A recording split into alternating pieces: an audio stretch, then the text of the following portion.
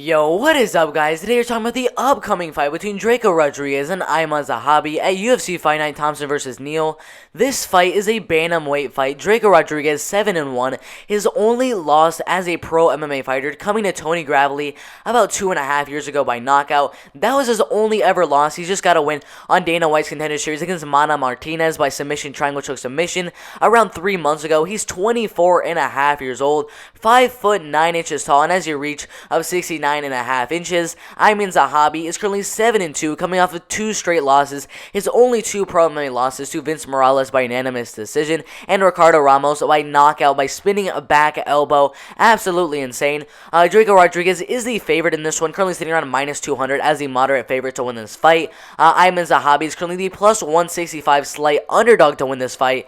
And I mean, that there's a good reason that Aiemann Zahabi is that big of an underdog, and that is because he is 33 years old on a 2-fight losing streak right now. 5 foot 8 inches tall, which means he's smaller than Drako Rodriguez and has a smaller reach than Drako Rodriguez, as his reach is only 68 inches, 1.5 inches smaller than Drako Rodriguez.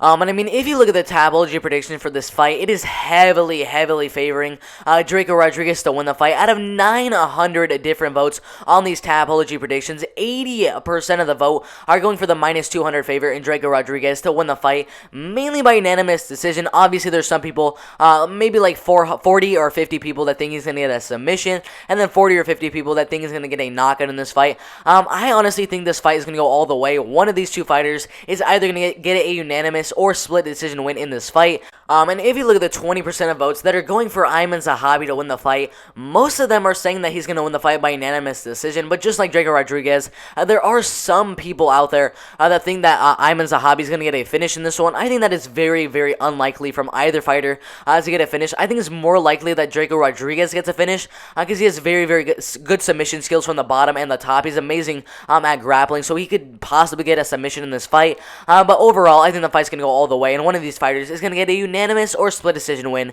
in this fight. Alright guys, so both of these fighters only have 8 or 9 fights in their pro MMA career. Drako Rodriguez only 7-1.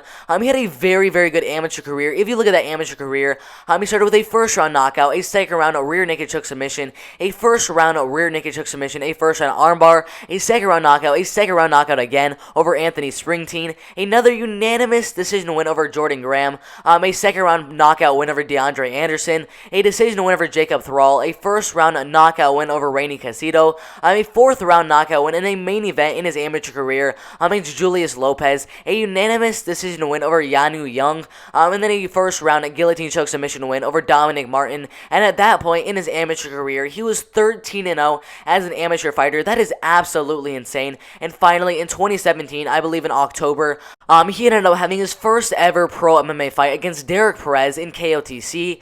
He started with a first round guillotine choke submission win. He ended up having a boxing fight in this next fight at the end of 2017 and won the fight by second round knockout. That's pretty cool. He got a boxing win there. But he went back to MMA after that win over Shane Moffitt in that boxing fight. And went back to KOTC, got a second round head kick KO win over Nathan Trapanger, and then a first round knockout win over Elliot Kahn in a first round guillotine choke submission.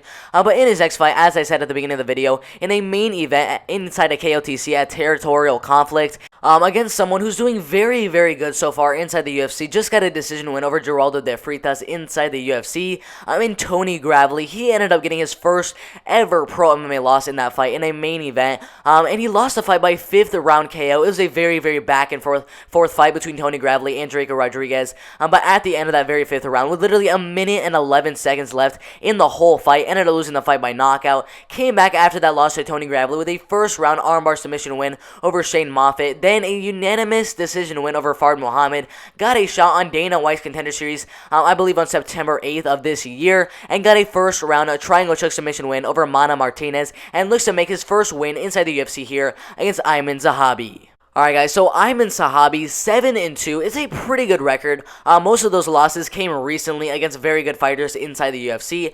His amateur career only had 2 fights back in 2010 and 2011. He won both of them by first round knockout and third round rear naked choke submission. And when he became a pro in 2012, he started with a first round knockout win over Kyle Vivian, a first round rear naked choke submission, a first round ankle lock submission over Wesley Bowman, a first round knockout win again over Jeremy DiCaria, a first round TKO win over Kyle Oliveira. Got a shot inside the UFC. At that point, he was 6-0. Got the shot inside the UFC in 2017 against Reginaldo Vieira. Got the win by unanimous decision, but ended up fighting Ricardo Ramos in his next fight. Ricardo Ramos went out there in the third round and just threw up a spinning back elbow and knocked him out cold. That was an absolutely amazing knockout win, but that was his first ever pro MMA loss in his second fight inside the UFC, and he ended up losing his next fight after that, 2 years after that loss to Ricardo Ramos, to Vince Morales by unanimous decision, and looks to come back after those 2 losses with a nice win here over Drako Rodriguez in this fight.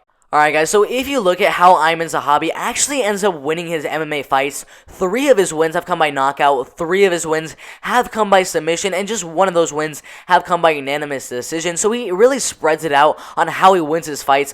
He's not really going to go out there and try to be like a Khabib and go for takedown after takedown after takedown and dominate you on the ground. And he's not going to be like a Stipe Miocic, keep the fight on the feet for as long as possible and try to get a knockout. He's really an all-around MMA fighter. Wherever the fight goes, he has a very good background in his striking, in his wrestling, in his grappling, but facing a guy like Drako Rodriguez, and if you look at the way that Drako Rodriguez wins his fights, his is also a little bit spread out, but 4 of his wins coming by submission, 2 coming by knockout, and 1 coming by decision, which means Drako Rodriguez usually tries to finish his fights mainly by submission, as 4 of his wins have come by submission, so he usually likes to get his fights to the ground as soon as possible, where he definitely has the advantage. In this fight against Aiemann Zahabi, I definitely do think that Drako Rodriguez will have the advantage when it comes to the ground game, the grappling, the wrestling, anything like that. I think when it comes to the striking game, I think it's pretty even. I still think even if the fight stays on the feet, that Drako Rodriguez will still have the advantage there.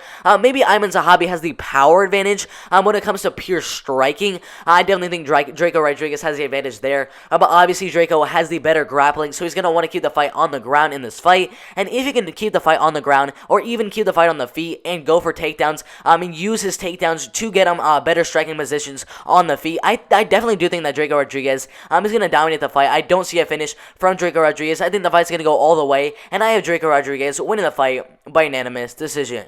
Alright guys, if you agree with that prediction, or maybe you disagree with that prediction, I don't really care. Make sure to put your prediction in the comment section below. I would love to see what you guys think is going to happen in this fight.